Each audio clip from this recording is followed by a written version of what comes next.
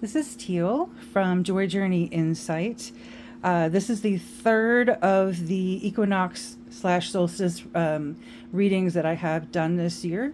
The first one I did in March for the March equinox, which is the spring equinox in the northern hemisphere and the autumn equinox in the southern hemisphere.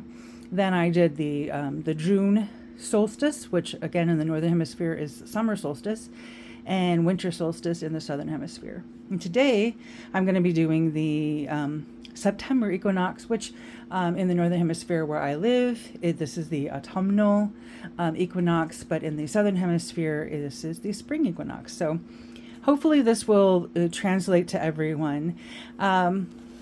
We are using the same spread that I've been using. I also just want to show you, if I didn't already, this is the book that it comes from. But this one's from 2011. I think the latest one is 2018. And, you know, that's just where things are. So that's the basic spread that we're doing. And I'm using a new tripod selfie stick thing. So hopefully you'll be able to see everything. That's my hope with this setup. Oh, I knocked one over. Oh, nice. Okay. I don't tend to read these reverse, but if there is one that comes up reversed, I'll pay attention to it. But this is our first card. This is the essence. What's going on right now collectively for us? And right now, we get the devil. This is usually a card of shadow work. This is about looking at and paying attention to and addressing the things that you feel shame around, the things that you have sort of buried or don't acknowledge.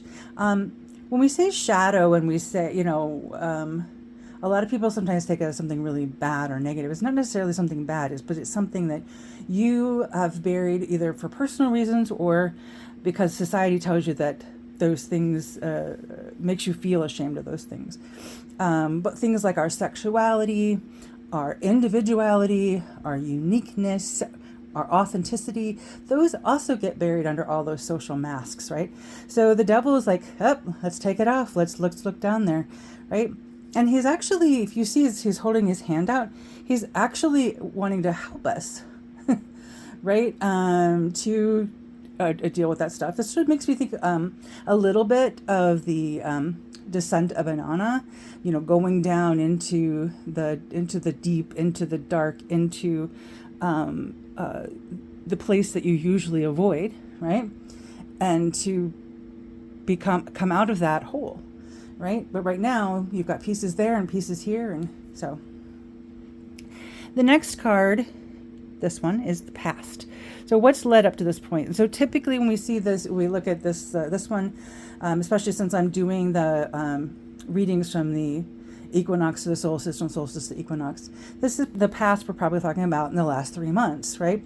And something has been completed, something, a phase of your life, a project you were working on, something that you needed to do before you can move forward. But here's the key with the world. It's not just about moving forward. It's about acknowledging how far you've come. And sitting with that for a little bit before you start going on to the next thing. So part of what we've been doing is sort of having some completion, and now it's like looking deep. So right now we're looking deeper. So this is sort of the essence of where we are. So where are we moving? Where are we at in the present? We have strength. Interestingly, as also that this is the collective equinox reading, and already out of 7 cards we already have 3 majors. So this is a big life altering or life path thing that's going on in our lives right now, right? So presently we're moving from completion and fulfillment and ready to move forward, and we're moving into the strength card. So the strength card is a reminder to be gentle with ourselves and gentle with others, and real strength comes from inner calm, from confidence in your own abilities. It is not about bullying your way into something. So this is not necessarily about physical strength, but about mental and emotional strength. Then we have the future. Where are we moving towards? So when we see this kind of movement, in the next 3 months, we're moving towards the 10 of Cups. That's nice. This is a very positive card. The 10 of Cups is about happy home, happy family, your heart overflowing. It's about your relationships and, reconciling, repairing, and reinvigorating, as well as honoring and respecting the relationships that are already good, right? Then we move to possibility. This is kind of like, what are we moving towards? And this is, I don't know if you can see it in there. This is the Ace of Pentacles. Now it came up reversed, but I'm reading it upright. But this is all about possibilities in terms of small possibilities, in terms of like bringing in a little bit of extra money, or finding the funding you need to do work on a particular project, or getting other kinds of resources that are not necessarily monetary, in order to be able to do the things that you need to do. Right? So there's lots of possibility and lots of potential help out there. The next card is actually called the card of blessings. And this is the 6 of Cups, which in this particular card, we see a lot of nostalgia, learning from the past. So the blessings are probably from our past. What have we learned? Who are the people that we have long-time connections to? What are things from our past that make us happy? Those are the kinds of questions we should be asking ourselves when we see that one. But these are our blessings. So the blessings come from our past, as well as our present.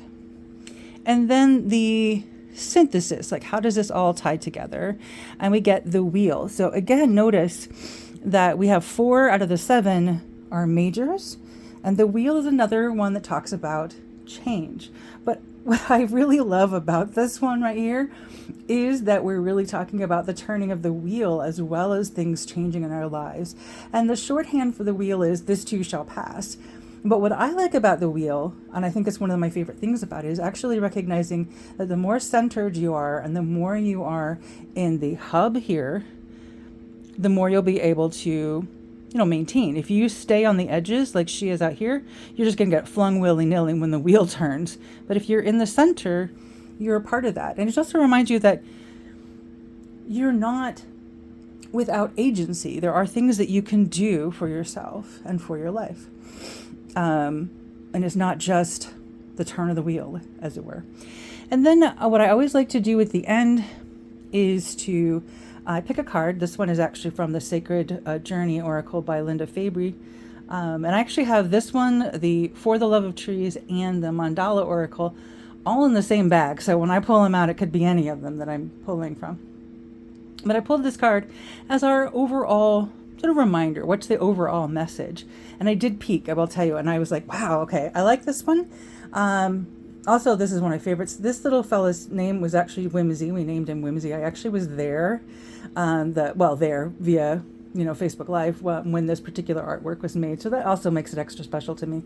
But this is whimsical wisdom. There exists within you a realm of profound wisdom. It's not found by facing reality, but by following the fun. Be playful, and be led by the jubilant song in your heart. So that makes you think about our 10 of Cups here and our 6 of Cups, the song of the heart, right? But also a reminder that not everything gets done by being serious and focused and productive. Sometimes you get more done with fun, with relaxing, with ease, and that may be a reminder too. Like the Devil card might be telling us we're working too hard, right? Kind of like if you actually pay attention to a lot of different pantheons and belief systems, there often is one of those deities who is a trickster of some kind, right? Sometimes it's a trickster coyote in many Native American traditions.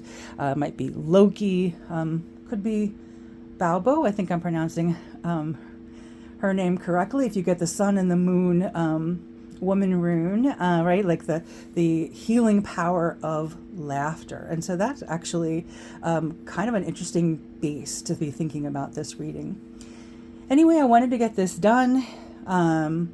And make sure to get it out there for you. So I hope that you all have a wonderful equinox, whether it's the autumn equinox or the spring equinox. I hope that you really find meaning and happiness this equinox. Blessed be. Bye.